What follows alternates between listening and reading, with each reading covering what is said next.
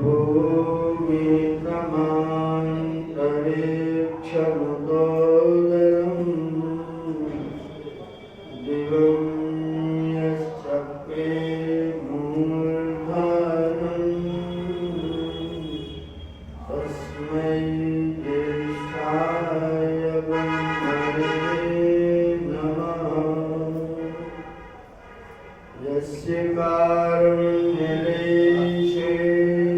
सर्वं सर्वत्र सिद्ध्यति संकल्पितं यदाभीष्टं तं वन्दे जगदीश्वरं तं वन्दे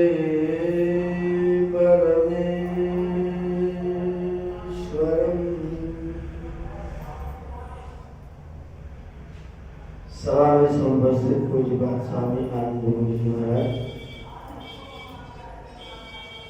सुंदर गीतों और प्रवचनों से आप सबको प्रेरणा प्रदान कर रहे गुरुदेव को भी आयोजित कार्यक्रम का विधिवत संचालन कर रहे आदरणीय डॉक्टर विनय प्रताप प्रणाचार्य जी, इस कार्यक्रम के आयोजक और संयोजक आदरणीय रणजीत आर्य जी और रामकृष्ण आर्य जी, वंदनीय मातृशक्ति समादरणीय सज्जनों मित्रों,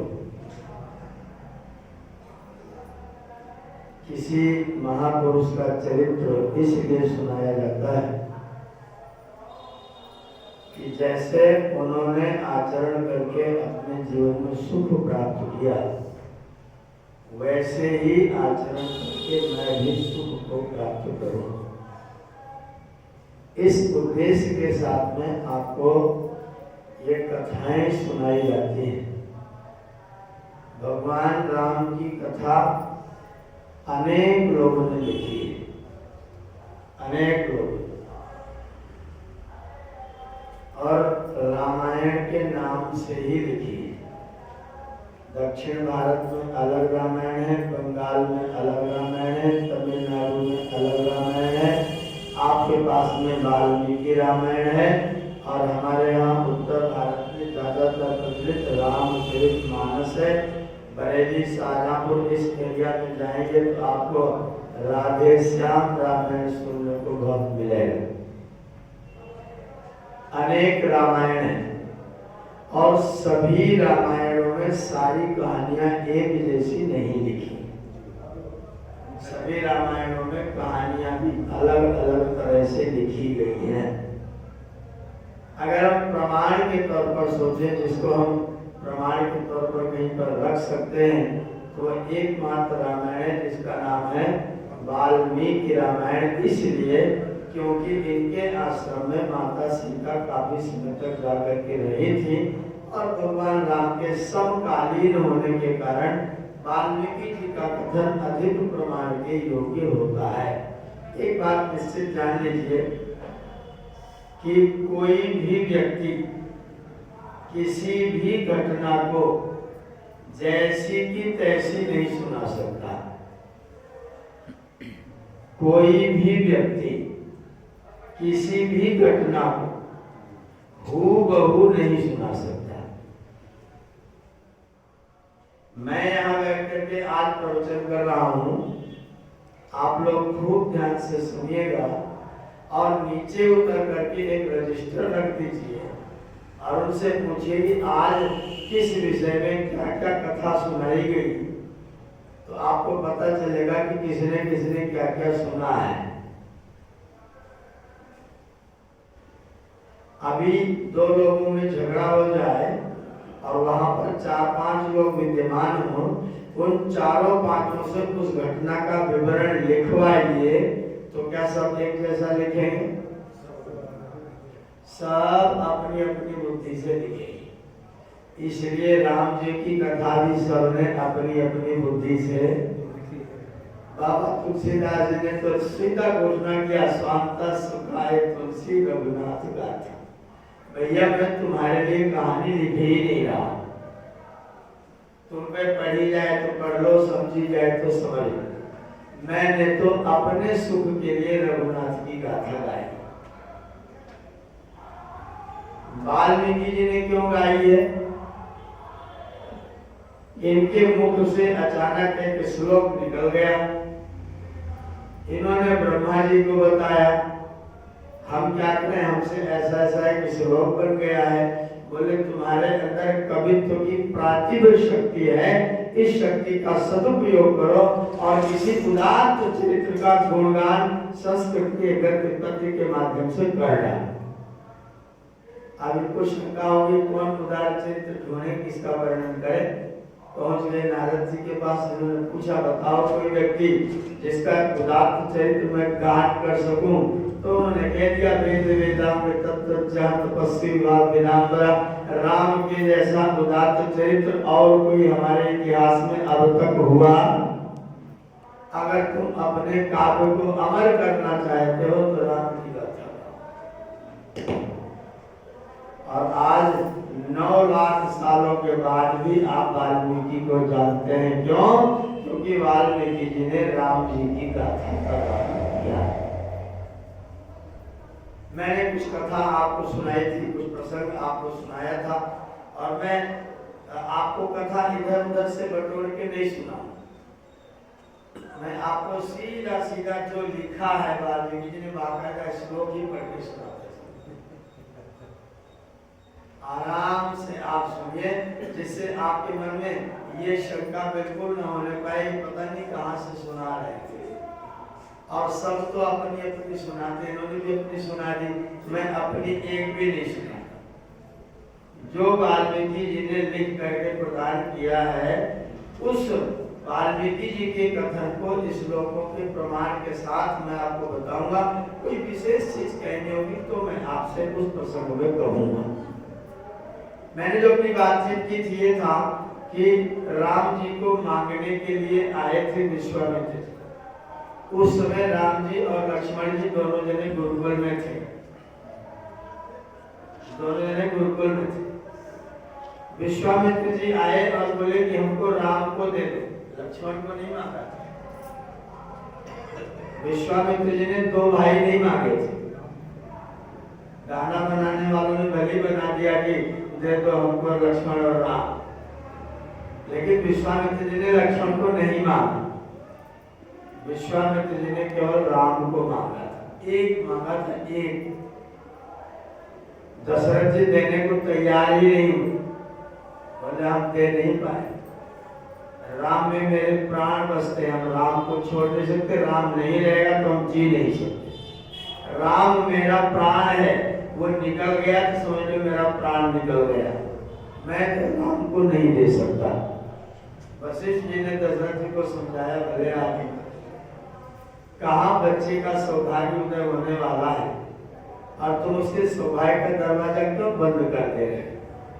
कोई आचार्य आपके घर में आए और बोले अपने बच्चे को हमें दे दो गुरुकुल में पढ़ाने के लिए, और आप कहना भैया हम तो अपने बच्चे को नहीं दे सकते, तो कोई वशिष्ठ होगा तो यही समझाएगा कि ऐसा अवसर दोबारा बार बार आता, दे दोगे तो बहुत कल्याण होगा।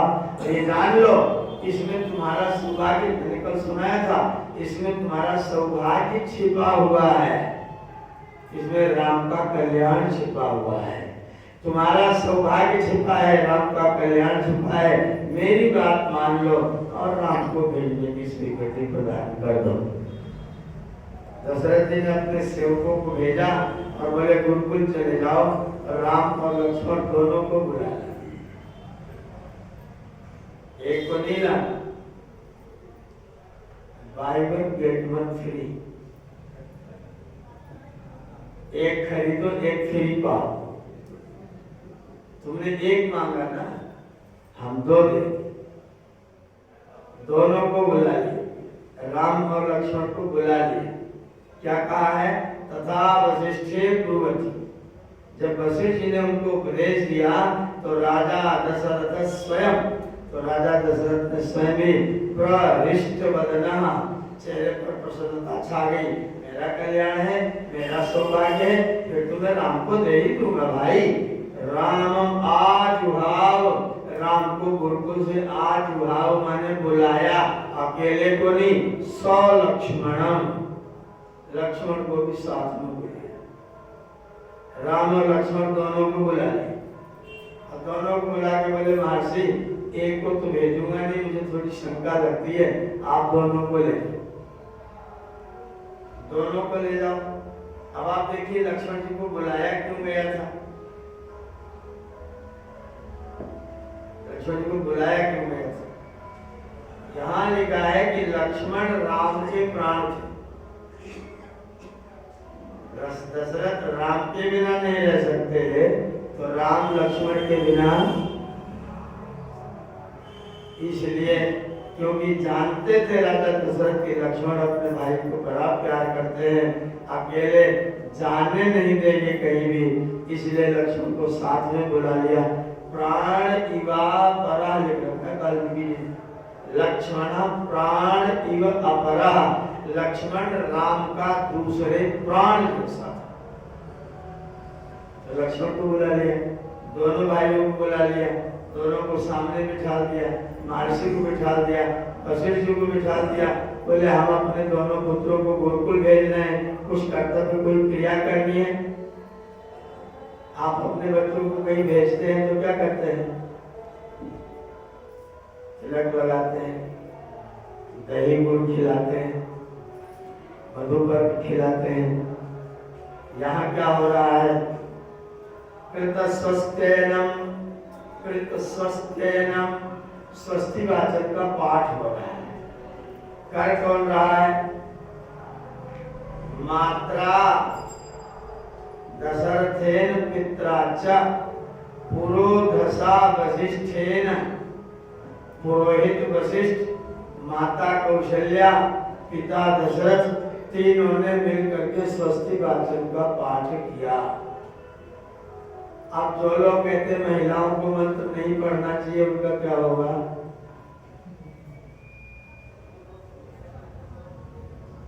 या साफ साफ लिखा, माता जी ने किया, पिताजी ने किया और पुरोहित जी ने किया। तो माता जी स्वस्ति वाचन कर रही थी और स्वस्ति वाचन में बड़ा मंत्र ही जा रहा था और स्त्रियों को पढ़ना नहीं चाहिए, तो माता जी क्या कर रही थी? ये श्लोक आप नोट करना, वाल्मीकि रामायण 13वां सर्ग श्लोक संख्या 2 लिखा हुआ है कि माता कौशल्या ने स्वस्ति वाचन किया। अर्थात राम के जमाने में माताएं वेद पाठ करती थी, महिलाओं को वेद पढ़ने और सुनने का अधिकार था।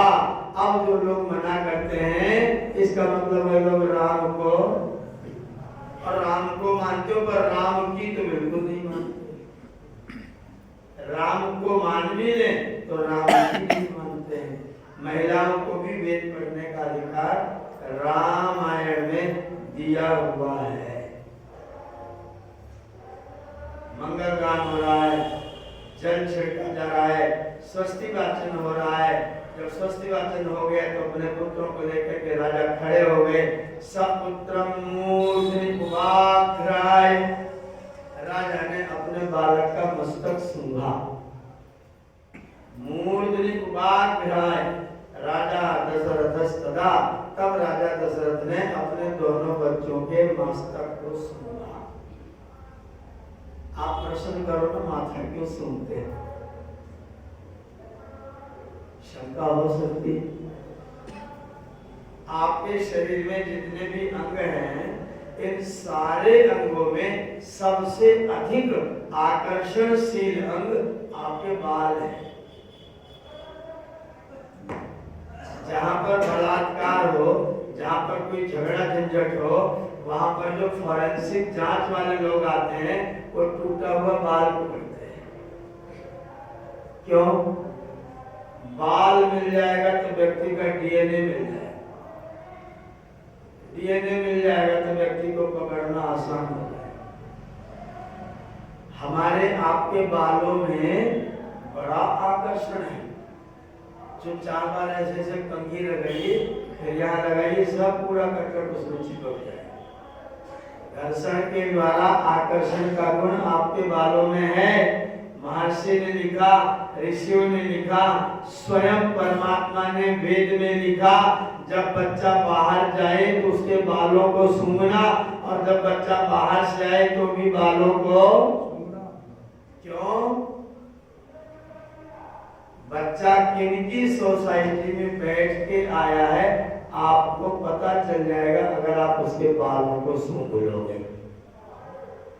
सिगरेट पीने वालों के साथ बैठा होगा तो सिगरेट पीकर तो उसके बालों में आपको मिल जाएगा। तंबाकू खाने वालों के साथ बैठा होगा तो तंबाकू की गंध बच्चे के बाल में आपको मिल जाएगी। जब बच्चा जाए तब उसको सूंघ लेना और जब बच्चा आए तब उसको जात कर्म संस्कार विधि का पढ़ना। माने गवाम तो अहंकारेण अवजिघ्रामि। जैसे गाय अपने बच्चे को सूंघती है वैसे गाय के सूंघ के समान हिंकार के साथ मैं भी तुम्हारे सिर को सूंघता हूँ। ये वैदिक विधान। तो राजा दशरथ जी कौन सा काम कर रहे हैं? वैदिक विधान कर रहे। बच्चे बाहर जा रहे तो मैं इनके सिर को सूंघ करके मैं इनको वापस भेज रहा हूँ। अपने इसी के साथ में कुशिक पुत्राय सुप्रीतेन अंतरात्मा, बड़े प्रसन्नता पूर्वक कुशिक पुत्र कौशिक जी महाराज विश्वामित्र जी को अपने दोनों बच्चों को सौंप दिया। महाराज आपको मैंने सुपुर्द किया, मैंने सूंघ लिया है, लौट के आएंगे फिर सूंघूंगा, मुझे पता चल जाएगा इन्होंने क्या क्या किया है। आप इनको अपने साथ में लेकर के जाइए। जब जाने की अनुमति मिल गई तो आगे कौन चलेगा? विश्वामित्र। श्लोक संज्ञा विश्वामित्र ययौ अग्रे। विश्वामित्र जी आगे आगे चले। उसके बाद ततो राम, उनके भी कोई बड़ा जा रहा हो तो उसके आगे, ये शिष्टाचार। कोई बड़ा जा रहा हो तो उसके आगे आगे ध्यान रखना चाहिए। बड़े चल रहे हो तो उनके बगल में भी नहीं चलना चाहिए। बड़े चल रहे हो तो उनके पीछे पीछे चलना चाहिए। यह हमारा वैदिक शिष्टाचार है।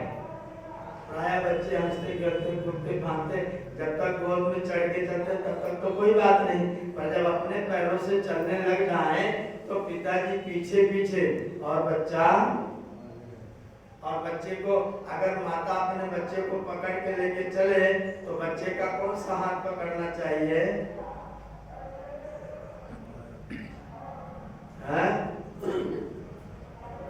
अपने बाएं हाथ से बच्चे का दाहिना हाथ पकड़ के हमेशा चलना।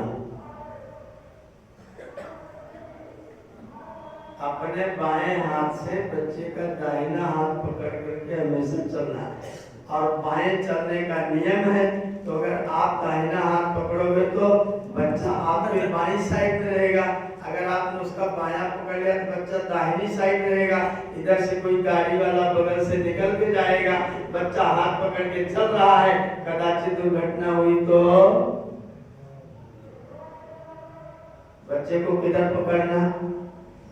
बच्चे का दाहिना हाथ अपने बाएं हाथ से। आपका हाथ किधर है? बाएं कि दाएं? तो बच्चे को कहाँ रखिएगा? अपने हृदय में रखिए ना। बच्चे को अपने हृदय में स्थान प्रदान करिए। इसलिए बच्चे को बाएं हाथ लेकर के चलिए। और जब बच्चा बड़ा हो जाए तो उसे सिखाइए न बाएं चलो न दाएं चलो, आप चुपचाप मेरे पीछे चलो। कोई संकट आएगा तो छाती हमारी। मेरा बच्चा है ना, उसकी सुरक्षा कौन करेगा? जंगल में लेकर के जा रहे हैं, राम को आगे कर दे और गुरुजी पीछे हो जाएं और अचानक कोई तीर मार दे तो किसके ऊपर आएगा? जिम्मेदारी ली है ना कि तुम्हारे बच्चों को सुरक्षित लौटाऊंगा भी, तो विश्वामित्र जी कहाँ चले? ये सब रामायण के शिष्टाचार है। कथा ऐसे सुनाना कि लोगों को पता चले कि हमारा शिष्टाचार क्या है, हमारे वेद का शिष्टाचार क्या है। माता बच्चे का दाहिना हाथ अपने बाएं हाथ से पकड़ के चले। बच्चा बड़ा हो जाए तो बच्चा आगे ना चले, पीछे चले। जब पिताजी अति वृद्ध हो जाए तो जवान बच्चा, पिताजी अति वृद्ध हो जाए तो जवान बच्चा आगे आगे चले, पिताजी को पीछे पीछे लेकर के चले। समय के अनुसार परिस्थितियां परिवर्तित होती रहेंगी।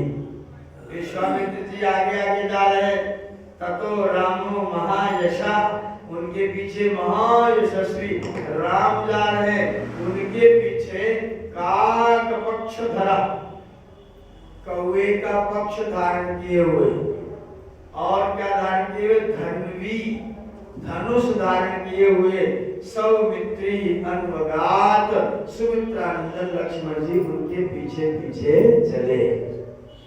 आगे विश्वामित्र जी चल रहे हैं, बीच में राम जी चल रहे हैं, पीछे लक्ष्मण जी चल रहे हैं, और लक्ष्मण जी के पास में अस्त्र है, धनुष बाण है, माथे पर काक का कौवे का पंख बंधा हुआ है, छाया के लिए कौवे का पंख बंधा हुआ है, और धनुष हाथ में लिए हुए हैं। लक्ष्मण जी पीछे पीछे चल रहे हैं। अध्यर्थयोजनम गत्वा, कितनी दूर गए, अध्यर्थ माने डेढ़ योजन जा करके, एक योजन माने 4 कोस, एक कोस में 3 किलोमीटर, एक योजन माने 12 किलोमीटर, डेढ़ योजन माने 18 किलोमीटर। कितनी दूर चले, 18 किलोमीटर पैदल चले। अध्यर्धयोजनं गत्वा सरैवा दक्षिणे तटे, 18 किलोमीटर चलने के बाद सरयू का दक्षिण तट आया। अभी अयोध्या की जो ऐतिहासिक स्थिति, भौगोलिक स्थिति वो कहाँ है, नदी के एकदम किनारे। लेकिन राम के जमाने में नदी एकदम किनारे, नदी अपना स्थान बदलती रहती है, नगर अपना स्थान बदलता रहता है।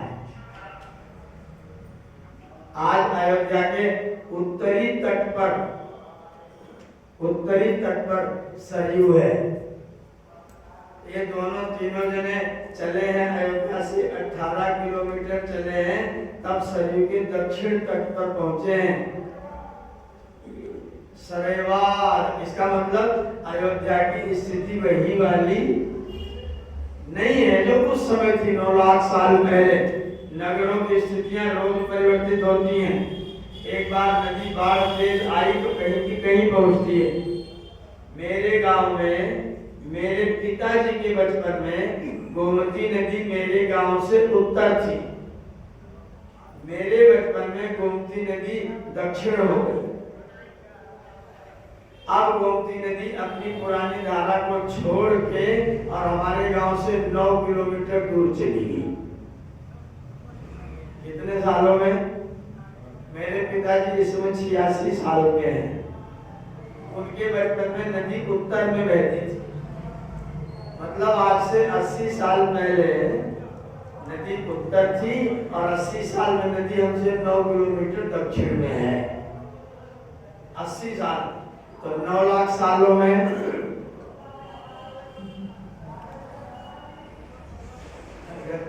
80 के हिसाब से बांटे तो पता नहीं कितना किलोमीटर होगा, लेकिन इतना नहीं घटा होगा।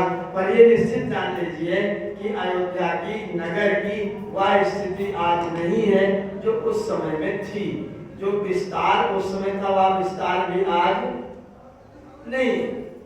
अयोध्या का विस्तार छोटा हो गया है, उस समय अयोध्या का विस्तार ज्यादा बड़ा था। आज अयोध्या का विस्तार छोटा है, तो स्थितियां परिवर्तित हुई हैं। ये तीनों जने चलते हुए सरयू के दक्षिण तट पर आए हैं।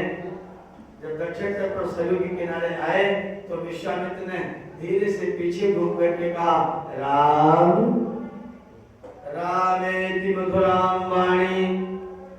राम, इस प्रकार से मधुर वाणी में विश्वामित्र जी ने कहा। क्या कहा? शाम हो गई, संध्या का समय। गृहाण वत्स सलिलम, जल्दी से नदी के अंदर जाओ, पानी लो, हाथ मुंह धो और संकल्प करने के लिए जल हाथ में ले लो। गृहाण वत्स सलिलम मां भूतकाल से पर्यय, ऐसा सूर्यास्त हो जाए, अंधेरा हो जाए, समय व्यतीत ना होने पाए, मैं तुमको एक विशेष चीज देने जा रहा हूं। 18 किलोमीटर पैदल चलने के बाद मैं तुमको विशेष चीज देने जा रहा हूं। सावधान,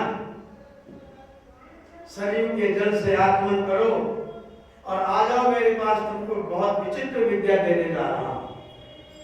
उस विद्या का नाम है बला और अति बला। क्या नाम है? बला। दुर्भाग्य से वो विद्या कैसी थी वो विश्वनाथ वशिष्ठ जी ने बताया। मैं सोच रहा हूं कि अगर ये बता देते तो हम लोग उसको प्राप्त करने की व्यवस्था करते। वो कैसी थी, क्या विद्या थी, वो लिखी नहीं थी, नाम लिखा गया। और विश्वामित्र जी ने राम जी को दोनों विद्याएं प्रदान की है। कैसे दिया? मंत्र ग्रामम गृहाणत्वम, पूरा एक मंत्रों का समुदाय राम को वहां बैठ करके पढ़ाया। मंत्र ग्रामम, मंत्र ग्राम माने मंत्र का समुदाय। मंत्र ग्रामम गृहाणत्वम, मंत्र का समुदाय है। इन मंत्रों में यह वाली विद्या लिखी गई है। उस विद्या का नाम है बला और उस विद्या का नाम है अति बला। दो विद्याएं, एक बला और एक अति बला। बस तुम जल्दी से बैठो, मैं तुमको मंत्र दे रहा हूं और तुम बला और अति बला से युक्त हो जाओ। राम ने नहीं पूछा कि क्यों ऐसा कर रहे हैं, गुरु जी ही फटाफट बताने लगे, जल्दी करो। अगर इस विद्या को तुमने ग्रहण कर लिया तो फायदा क्या होगा? बोले नश्रम, 18 क्या 1800 किलोमीटर चलोगे तो भी थकोगे नहीं। बला विद्या को प्राप्त कर लोगे तो 1800 किलोमीटर चलोगे तो भी थकोगे, थकना बंद। ये जो कंघी है ना, कंघी एक औषधि आपने देखा होगा, तालाब के किनारे हो जाती है, उसमें बड़ा छोटे कांटे जैसे बीज उगते हैं, बीज उगते हैं, मोटे छोटे छोटे पत्ते होते हैं, तालाब में प्राय पैदा होती है, उसका बीज कपड़े में लग जाता है, चिपक जाता है। समझ रहे हैं? उस औषधि का नाम है अति बला, उसका नाम है अति बला। मैंने प्रयोग किया है, आप प्रयोग करें, इसका प्रयोग करके देखिए। उसके बीज को ले लेना, उसके बीज को ले लेना, ऊपर से छिलके को उतार लेना, जो अंदर वाला गूदा रहेगा उसको कूट पीस के चूर्ण बना लेना और उसका दूध के साथ में सेवन करना। इतनी बलवर्धक औषधि है वो कि आप भी थकना बंद कर दें। ऑपरेशन हुआ और उसके चूर्ण को दूध के साथ खिलाओ तो जल्दी से पुष्टि प्राप्त हो। मैंने प्रयोग करके देखा इसको। उन्होंने तो मंत्र ग्राम दिया था, पता नहीं क्या औषधियां दी होंगी, लेकिन बला अति बला औषधियां आजकल प्राप्त होती हैं। एक तो जिसमें आप ऐसे लगाओ तो मुहर जैसा, स्टाम्प जैसा लग जाता है, वो भी एक बला है।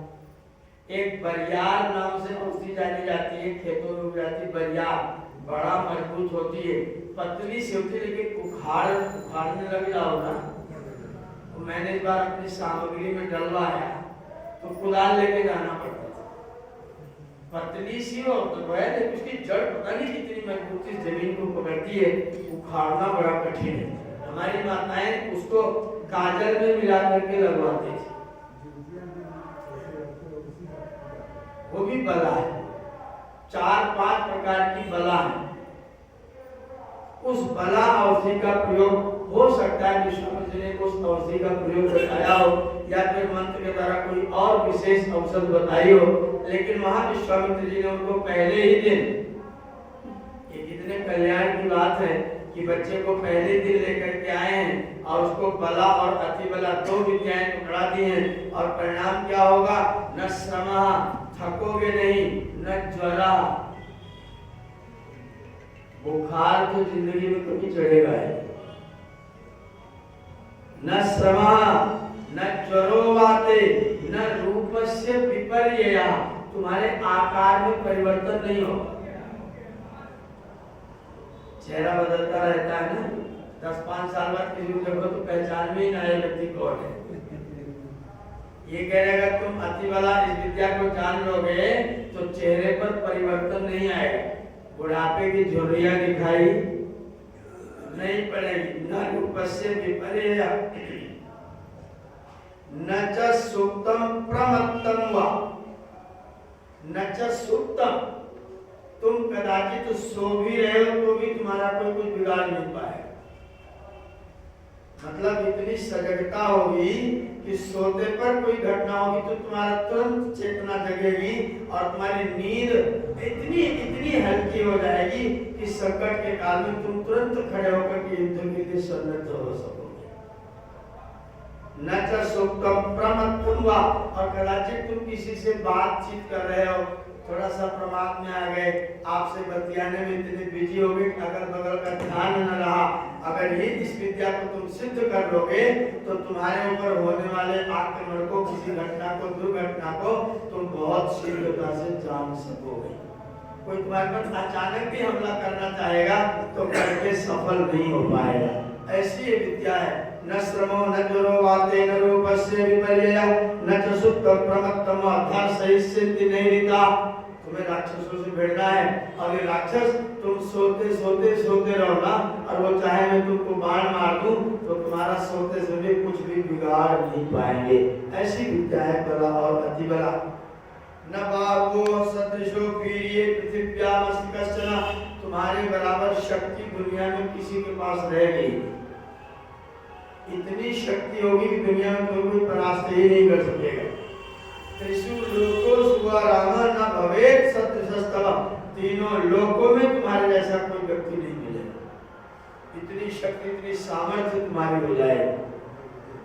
न सौभाग्ये न दाक्षिण्ये न ज्ञाने बुद्धि निश्चये, न तो ज्ञान में, न तो दक्षता में, न तो सौभाग्य में, न तो उत्तर में, न तो प्रश्न में। न तुम्हारे जैसा कोई प्रश्न कर सकेगा, न तुम्हारे जैसा कोई उत्तर दे सकेगा। विलक्षण प्रतिभा तुम्हारी बुद्धि में पैदा होगी, तुम इस विद्या को स्वीकार कर लो। बला चाति बला चैव सर्व ज्ञानस्य मातरम्, ये दोनों विद्याएं सारे ज्ञान की माताएं हैं। तो क्या विद्या थी, मैं तो व्याकुल छटपटा रहा हूँ। कदाचित लिख दिया होता कि कौन सी विद्या थी, कैसे मिलती, तो उसके लिए कुछ भी करते हम उसको प्राप्त करने का प्रयत्न करते और तुरंत पेटेंट करवा देते, अमेरिका वालों को कदापि नहीं देते। बला चाति बला चे सर्व ज्ञानस्य मातरो क्षुत् पिपासे नते राम भविष्येते नरोत्तम, सारी जिंदगी भूख और प्यास व्याकुल नहीं करेंगे। भोजन ना करो तो भी चिंता की कोई बात, पानी ना पियो तो भी कोई चिंता की बात। अगर आप अपनी जीभ को, जिह्वा को घी लगा लगा करके खींच खींच करके लंबी करो, रोज अभ्यास करो, रोज सिंहनाद करो, अपनी जीभ में, मुख में पानी भर करके जीभ को बार बार उसी में चलाओ। प्रयोग बता रहा हूं मैं। मुख में सवेरे उठ के पानी भर लो, मुख में पानी भरा रहे तो घूमने जाओ, जीभ को उसमें चलाते रहो। पानी थोड़ी देर बाद गरम गरम होकर गाढ़ा हो जाए, फिर कुल्ला कर देना, फिर पानी भर देना। 15-20 मिनट यह क्रिया आप करें तो आपकी जीभ की लंबाई बढ़ जाएगी।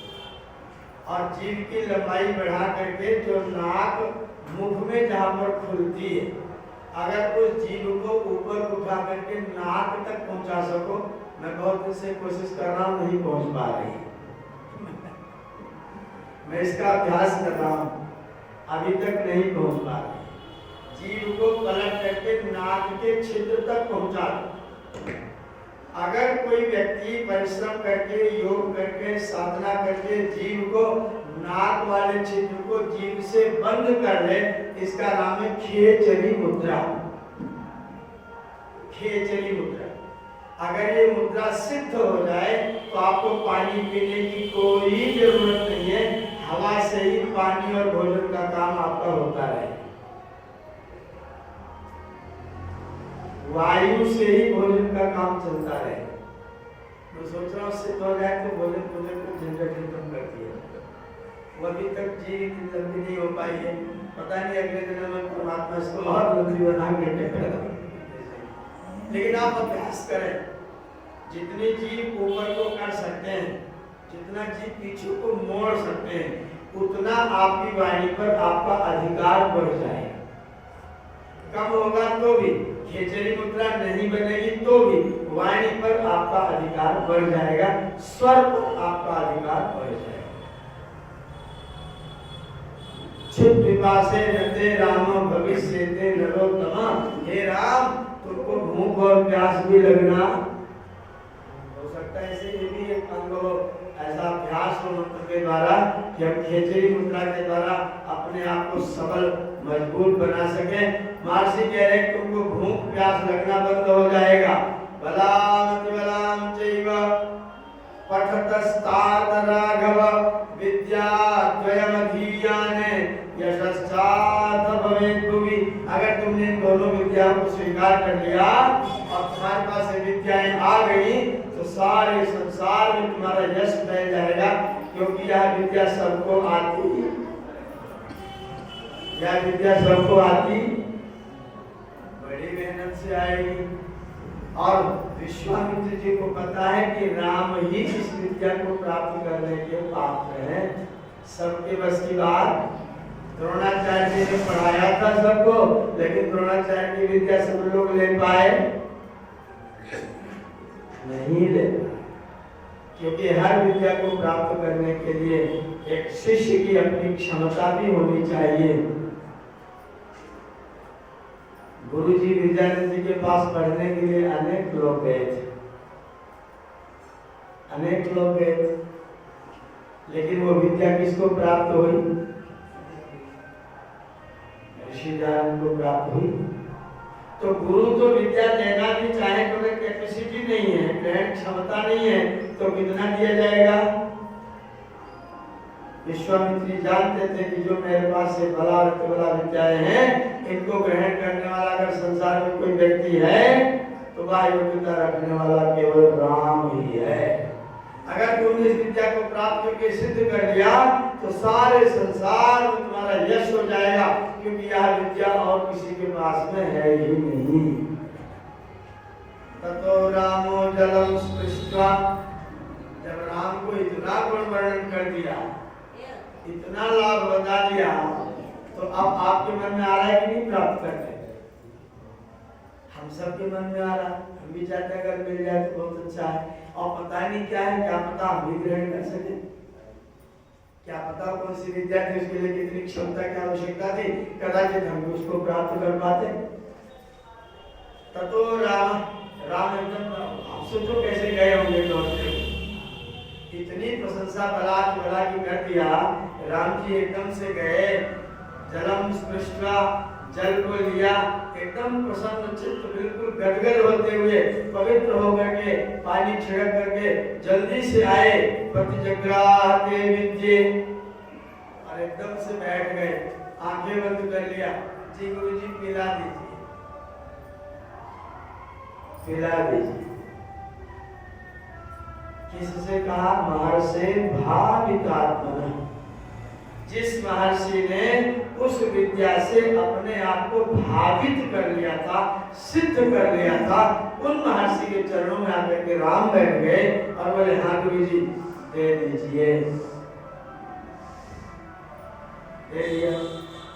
कौन सी दिया वो यहाँ नहीं बताया। ये संकट है, ये खोजने की चीज है।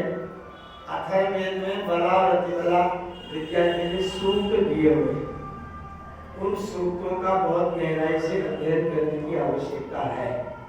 सामान्य अर्थग्रहण से वो चीज नहीं आती है, वेद के सूक्तों पर अनुसंधान करने की आवश्यकता है।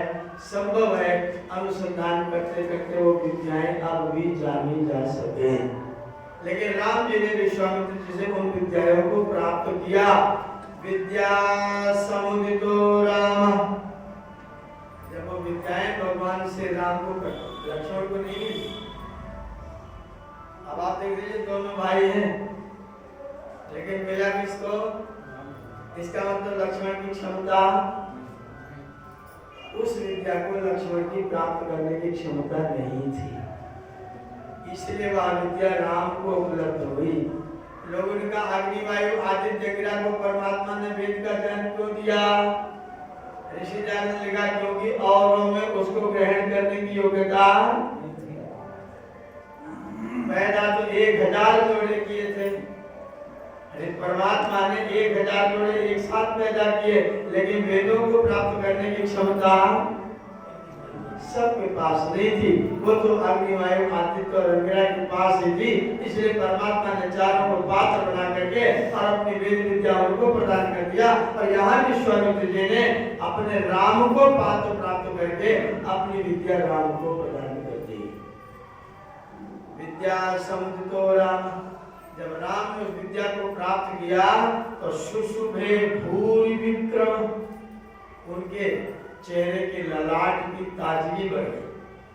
भूरि विक्रम, अत्यंत पराक्रमशील हो गए, भुजाएं एकदम से कस गई, शरीर एकदम से तगड़ा हो गया और एकदम से शरीर में चेहरे पर परिवर्तन दिखने लगा। राम सुशोभित होने लगे। कैसे कैसे सुशोभित हुए? शास्त्र रश्मि भगवान शरदी दिवाकर, जैसे शरद ऋतु में भगवान सूर्य सुशोभित होते हैं, इस समय जो धूप निकलती है छत के ऊपर आनंद आ जाता है।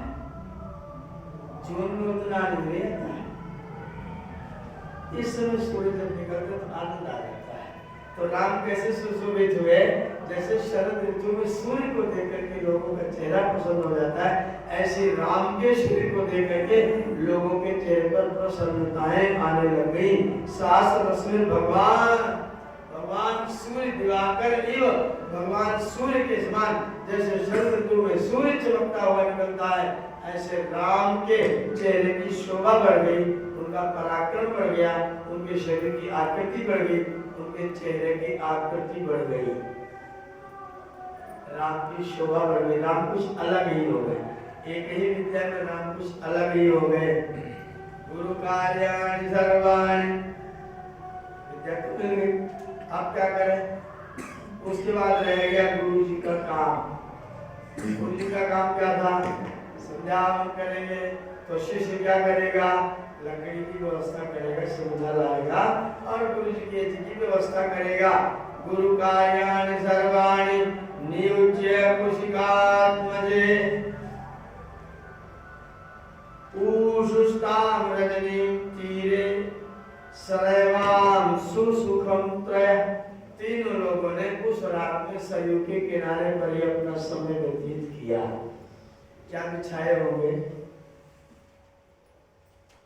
कुछ ऋषि हैं, इतने बड़े विद्वान हैं, ज्ञानी हैं, महर्षि हैं, राम इतने बड़े राजघराने के पैदा हुए लोग हैं, लेकिन कहाँ सोए हैं?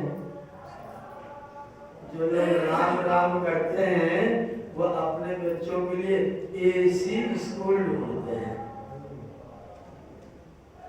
कैसा स्कूल ढूंढते हैं?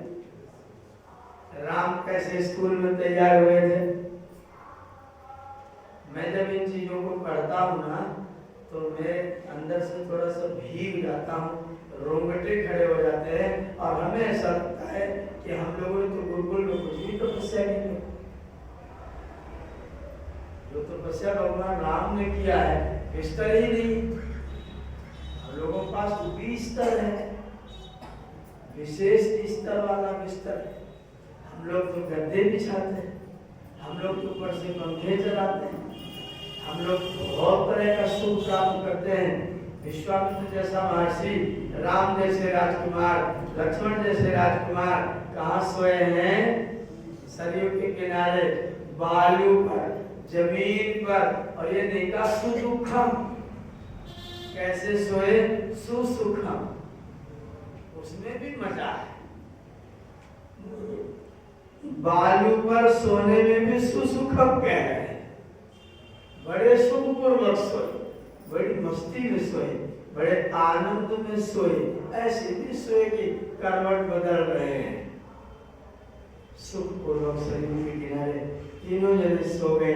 गुरु जी का पैर दबाया, गुरु जी के लिए व्यवस्था करी, गुरु जी का अग्निहोत्र करवाया और उसके बाद गुरु जी का पैर दबा के सेवा करते हुए गुरु जी को सुला दिया और वहीं पर बगल में धरती पर सरयू के किनारे रेत के ऊपर दोनों भैया भी पास में ही सो गए। ये तपस्या का प्रारंभ हुआ है। दोनों लोग निकले हैं, रात व्यतीत हो गई, सो गए, सुबह जगे। कौन जगा? राम नहीं जगे, विश्वामित्र जी जगे। प्रभातायाम कुशलवर्याम विश्वामित्रो महामुनि। जब रात व्यतीत हुई, जब उषा काल आया तो विश्वामित्र जी जगे। अभ्यभाषत काकुत्स्थौ, काकुत्स्थौ दोनों भाइयों को बोले। शयानोपर्ण संस्तरे, जो लोग पत्ते वत्ते पर पड़े सो रहे थे उन दोनों भाइयों को विश्वामित्र जी बोले। क्या बोले? कौसल्या सुप्रजा राम, हे कौशल्या के श्रेष्ठ पुत्र राम।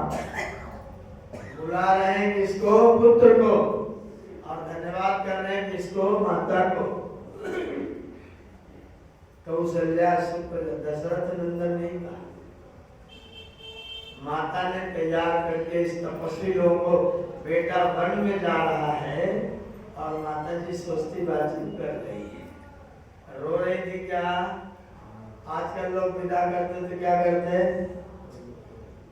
और कौशल्या जी क्या कर रही थी? तुलना करो। हमारे बच्चे जाते हैं तो हम रोते हैं और राम जी जाते हैं तो माता जी स्वस्ति वाचन करती है, स्वस्त्ययन पढ़ती हैं। जो वीर माता होती है उसके पुत्र भी। जब माता ही कमजोर है तो पुत्र कितना होगा? जब माता ही कायर है तो पुत्र कितना होगा? जब माता ही आलसी है तो पुत्र कितना होगा? माता एक शेर आलस्य करेगी, पुत्र 5 शेर आलस्य करेगा। माता से बढ़ के करेगा ना। यहाँ विश्वामित्र जी कह रहे कौशल्या सुप्रजा, हे कौशल्या के सुंदर प्रजाओं, श्रेष्ठ प्रजाओं, राम पूर्वा संध्या प्रवर्तते। उषा देवी और भगवान भास्कर की संधि हो रही है, लालिमा आकाश में आने जा रही है। उत्तिष्ठ, खड़े हो जाओ। ये नर शार्दूल, ये नरों में श्रेष्ठ नरसिंह, खड़े हो जाओ। कर्तव्यम दैवम आन्निकम, खड़े हो जाओ और देव यज्ञ और संध्या करने के लिए तैयारी करो। फटाफट चलो, उठ करके संध्या देव यज्ञ करो। सारे जो दैव कर्म है, सारे जो दैनिक कर्म है, उन अपनी दिनचर्याओं को फटाफट पूरा करो। प्रमाद करने का कोई समय तुम्हारे पास नहीं है। राम जी करवट नहीं बदले। हम लोग अपने बच्चों को जगाते तो बच्चे क्या करते हैं? अरे मम्मी तुम तो बिना मतलब है, अरे मम्मी तुम तो बिना, तुमका तो बुढ़ापे में नींद आती नहीं, तुम तो हो गए बूढ़े, तुमको तो नींद आती नहीं। हमें काय को परेशान कर रहे हैं? हमें तो कम से कम सो लेने। यही कहते हैं करवट बदल के। और जरा राम को सुनना, राम ने क्या किया?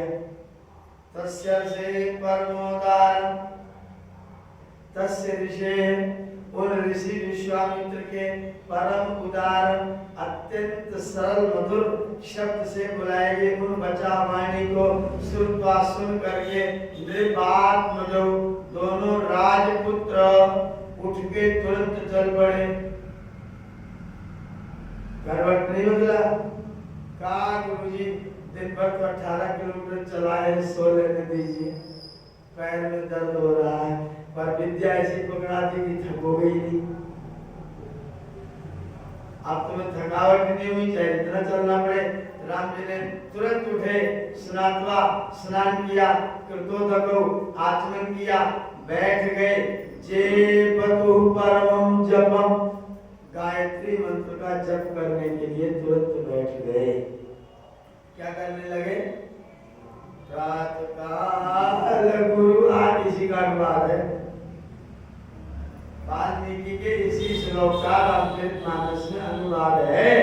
प्रातःकाल गुरुआय सुपाई, संध्या करन चले दो भाई।